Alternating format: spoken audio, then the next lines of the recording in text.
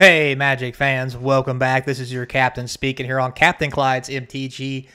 Today we got something interesting, and I guess it was bound to happen at some time. Although, to be fair, people have bitched about Secret Lair for quite a bit, but I guess we can add this one to the list. So before we get started about Secret Lair oopsies, let's not forget, subscribe and like the channel, notifications, the whole 9 yards. It's free, it supports the channel, and I appreciate it. We're on our way to 1,000 subscribers. Once we do, it's giveaway time. We're going to open some packs on the channel, give some cards away. It's going to be fun. Stay tuned for it once we break 1,000. Also, links in the description in case you want to help the channel out by buying some cards from the eBay or TCG player store. Appreciate that too. So without further ado, let's get into it. So I noticed this article, and I thought it was kind of interesting. Magic the Gathering players let down by Doctor Who Secret Lair bonus card reprint. And I thought to myself, boy, that sounds good. Does he got long nails? The hell? I don't know why I just saw that. Anyway, moving on. So, apparently, the Doctor Who Secret Lair cards are finally making it to individuals and get into their hands. People are playing, people are opening the boxes, and much like the letdown of Doctor Who by the community, it was very popular when it first came out. Let's not get this wrong.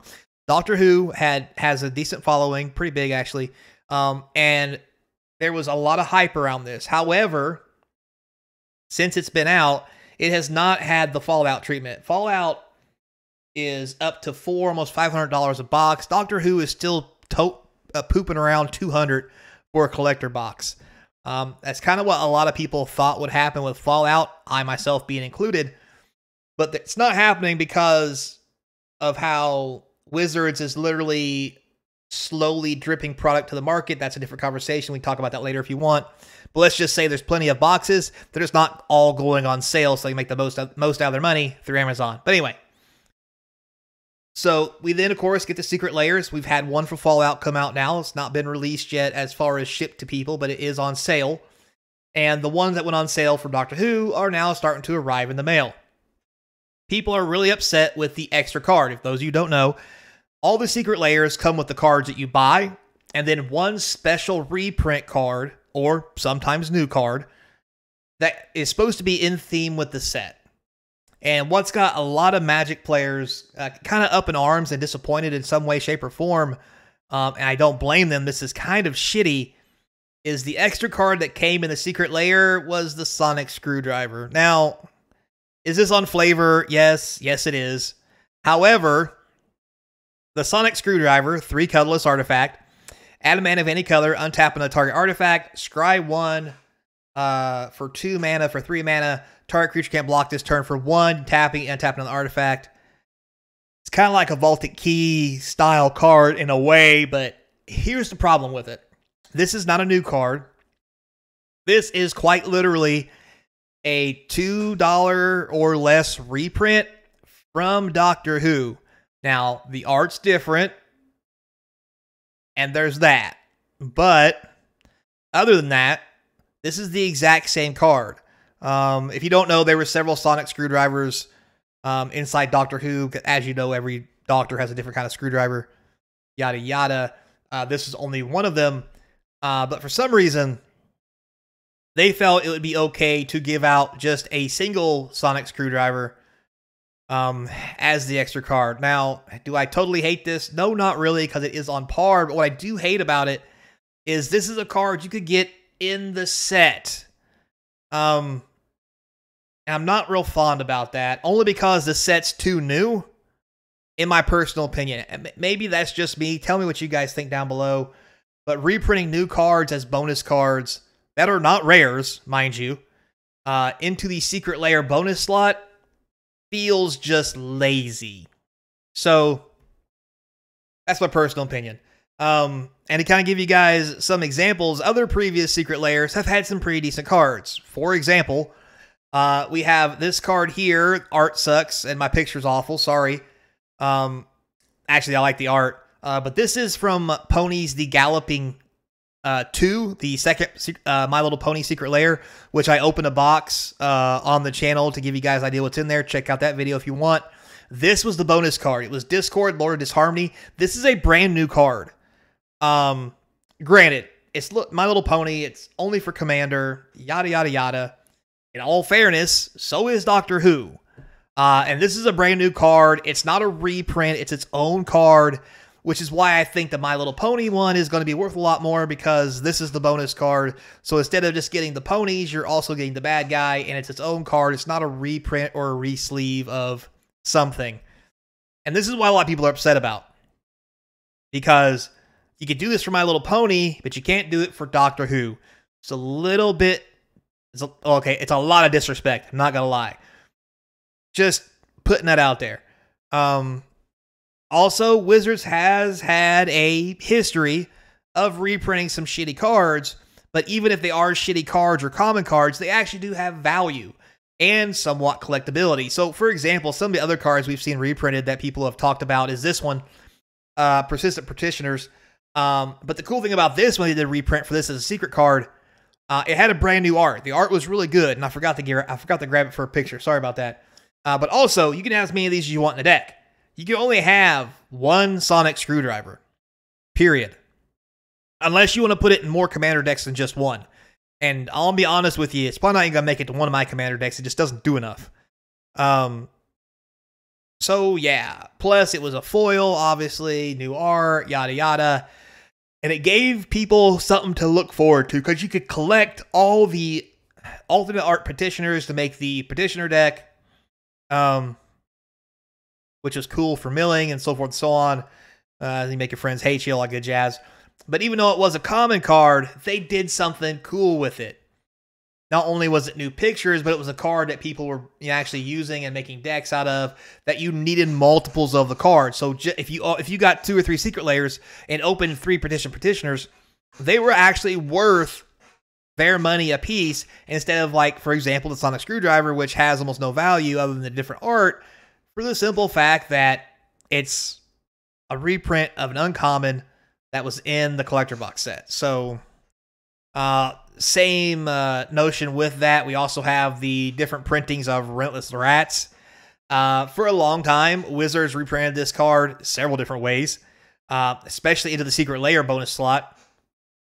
Now, again, this is a fine card to do that with, because you can have a deck with any number of Relentless Rats in it you want. So you could have a commander deck with nothing but these in it. You know, it's a 2 black and 1 for a 2/2. Not overly powerful, but it gets +1/+1 for each other creature on the battlefield named Relentless Rats. So if you lay a second one, now they're 3/3s, they're on rate. You lay a fourth one, you're getting a 4. Now you have 4 4/4s for 3 mana, and it's just better. And now it's a thing. Now they're a problem. And you have Coalition Banner or whatever it is that gives certain creature types bonuses, yada, yada, yada, Bad Moon. Tons of cool stuff that you could do with this in a rat deck. Yes, only commander. But yes, again, you would need 30 or 40 of these for a commander deck, and people did it. Making these worth a decent amount of money, 5 to 10. I think these might be even going for $20. I'm not even sure anymore where these finally settled at, but they were pretty pricey to begin with. I'm not even going to lie to you. Matter of fact, let me just go look real quick. Let me do the boopity boop boop boop and find out what the Relentless Rats are actually doing. Because I'm not going to lie to you, I'm really curious about what these things are actually going for. Good God, why?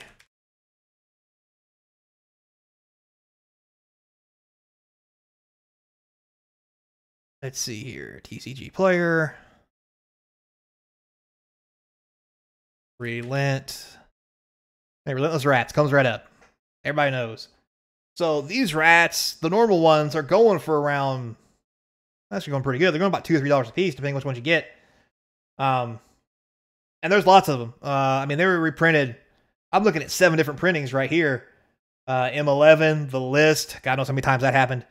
You know, 10th, Masters 25, Time Spiral Remastered, 5th, Dawn, M10 even. I mean, we're talking 2 back-to-back sets. And if we were to look at this as far as the Secret Layer goes, what's the number on this? 757? 756. So we look at 756 ones. Holy cow, these rares are sporting $200. So, i.e., this was not a shitty reprint. for the bonus slot by any sense of the imagination. So yeah, and with that said too, hell, let's revisit this thing, the Persistent Petitioners. Since I'm in here, let's just take a look to see how much this was worth as a reprint when it came to this set. Now they're going for about $1 a piece. Looks like there's only 2 printings currently. But if we go in here and we actually look up the exact specific, oh, also, another good thing they did about this, I forgot to tell you guys, was there was several reprints of this from Secret Lair with different art. So Secret Lair alone, there's 8 different printings. Is that not insane? All of them different from Secret Lair. And I'm sitting here looking at them. The cheapest one is $15. That's probably half of what you paid for your Secret Lair. I mean, if you get the pricey ones, you hit one of these up here. I don't remember what Secret Lair it's from. 200. Here's one for 300. What's this one? Secret Lair Drop Series 595. I don't know what Secret Lair it's from off the top of my head because I don't have them all. I kind of think they would actually put that on there, what Secret Lair it's from. But anyway. Yeah, so again, $14. So, I mean, if we were going to be a little petty about this and just start looking up things like the Sonic Screwdriver, for example. In case you didn't know, all the Sonic Screwdrivers do the same thing. There just were different arts, and they were all uncommons. So, yeah, there's that.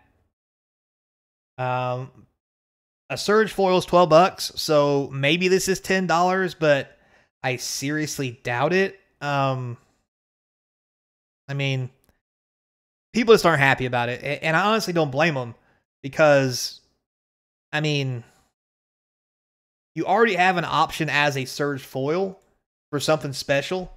So with it coming out as a regular foil, that's not doing a lot for me. So, I mean, there you have it. So with that said, guys, that's where everybody's at. Wizards made another oopsie, you know, by not understanding the people they actually make their products for, which, shocker, who knew that? So, till next time, be kind, and as always, I hope to see you across from the game table. Don't forget Sundays, 6 p.m. live streams.